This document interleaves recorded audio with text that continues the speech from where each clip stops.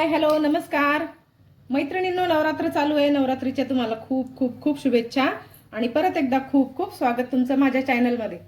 चला आज आपण काय करूया, उपवासाचे तेच पदार्थ खाऊन आपल्याला खूप कंटाळा येतो।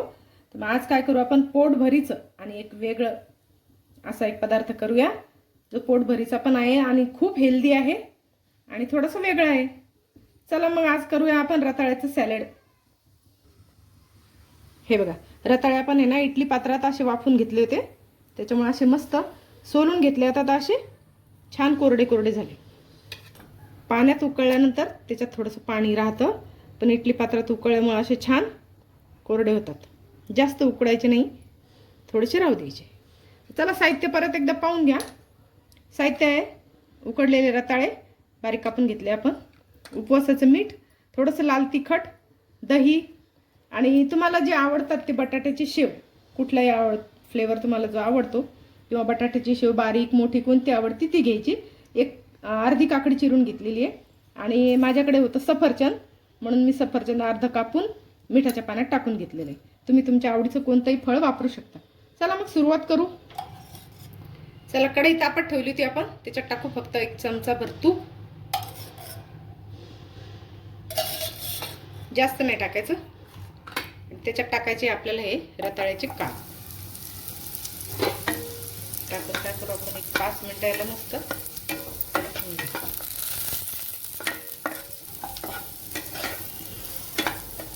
आता याच्यात टाकू थोडंसं लाल तिखट,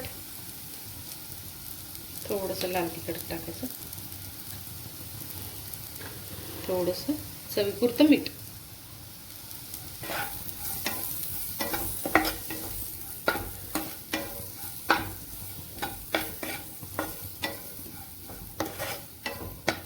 तेल तुम्ही कमी जास्त प्रमाणात करू शकता बरं का, कारण करून ताबडतोब खायचं आहे, त्याच्यामुळं तुम्हाला रताळे 1 किंवा 2 असं, तर इथे मी 2 रताळे घेतले होते। आता याला 5 मिनिटं आपण झाकण ठेवू।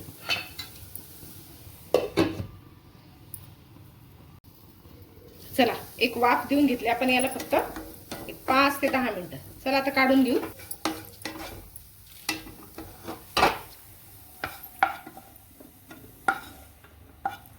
प्लेटमध्ये काढून घेतलं आपण। बारीक चिरलेली थोडीशी काकडी,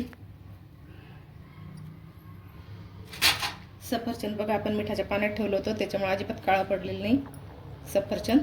तुम्ही तुमच्या आवडीचं फळ वापरा, कोणतं पण जे तुम्हाला आवडत असेल ते। त्याच्यावर टाकू थोडंसं दही, दह्यात थोडंसं मीठ टाकलं होतं आपण। त्याच्यावर टाकू थोडंसं लाल तिखट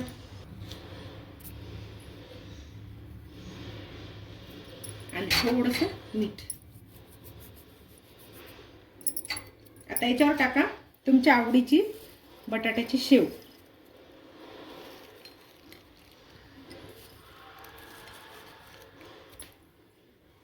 चला मग आपलं रताळ्याचं सॅलड तयार आहे।